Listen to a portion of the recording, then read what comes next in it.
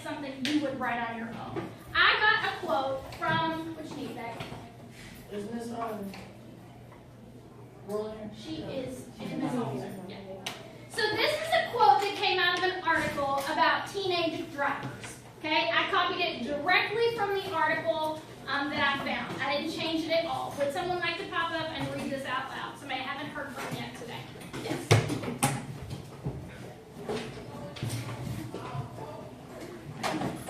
Studies that we have conducted over the past 10 years show that drivers between the ages of 16 and 19 react more quickly than drivers over 50 years of age, says Dr. Michelle Richards of the National Auto Safety Administration.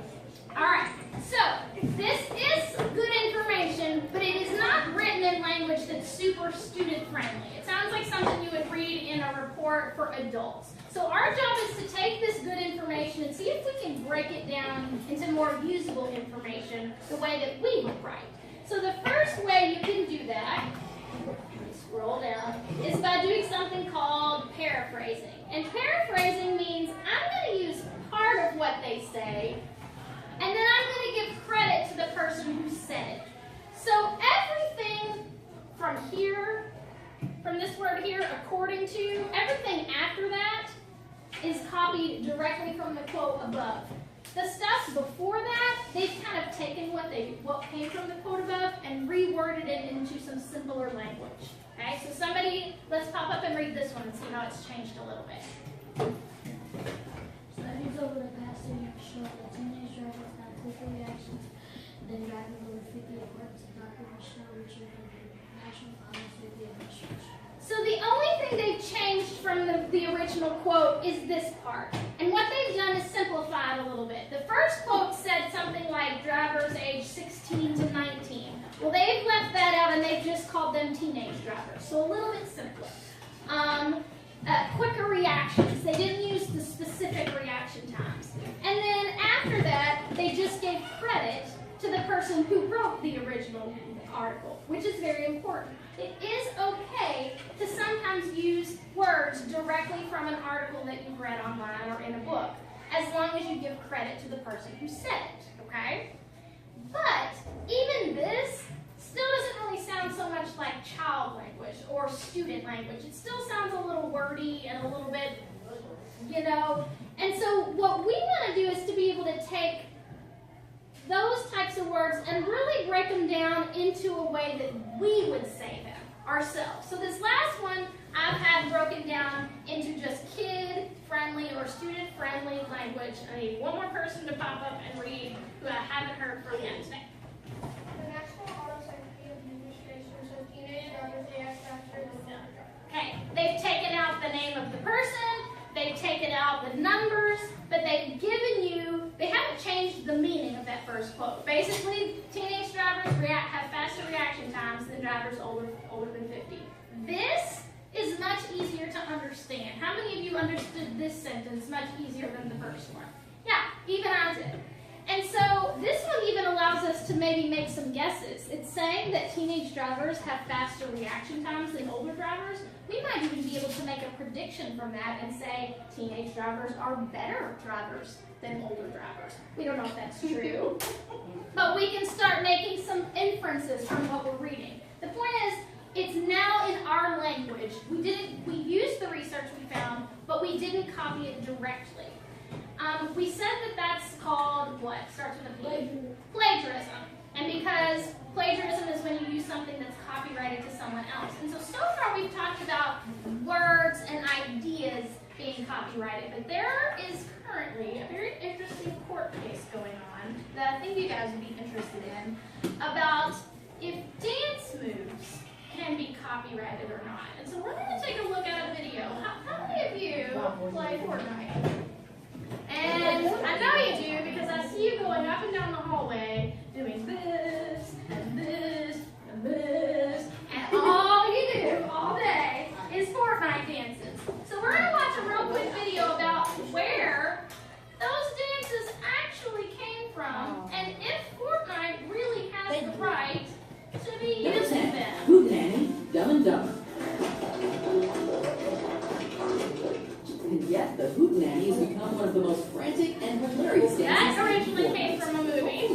Carey's iconic moves will make it into the game someday.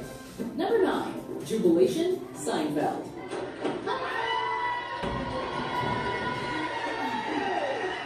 This was the birth of the Jubilation emote. You can only acquire it by purchasing it from the item shop. You can freely use the emote to celebrate a friend's revival or express your excitement when exploding an enemy to bits. Number 8, Floss. Russell Horning, also known as the Backpack Kid.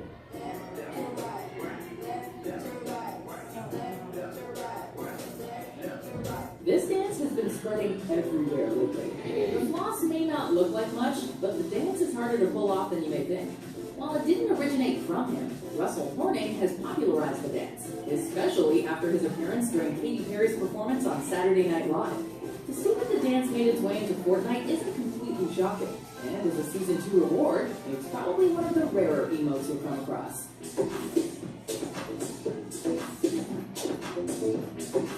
Number 7, Chicken, Arrested Development. You'll never stand up to the man. Chicken. Chicken. Throughout the series Arrested Development, Will Arnett's character Joe will occasionally mock people by doing an interesting, bizarre, and supposedly offensive chicken dance. Now you too can be inflammatory by purchasing the emote in the item shop.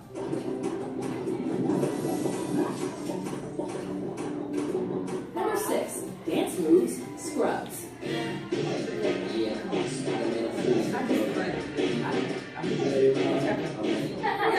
Making references and Easter eggs since its initial launch. One of its first ones is in the default dance moves emote. Since the episode aired, people have done breakdowns on how to pull it off. We'll just stick with the emote and save ourselves the embarrassment. Number 5, Tidy, Drop It Like It's Hot, Snoop Dogg featuring Pharrell. Walk it like it's hot. This popular dance move that has made the transition to become a Fortnite emote. It's a subtle move, but one that is instantly recognizable and a welcome addition to the game.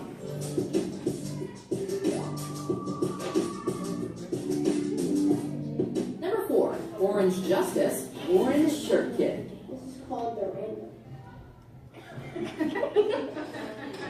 He didn't answer me. With many crying out justice for Orange Shirt Kid. Fortunately, Epic heard the outcry, and Orange Shirt Kid's dance made it into Fortnite as a Tier 26 reward during Season 3. Ride the Pony, Gangnam Style, Side. Obviously, there's more to this dance than the Western music. Number 2, Groove Jam, Napoleon Dynamite.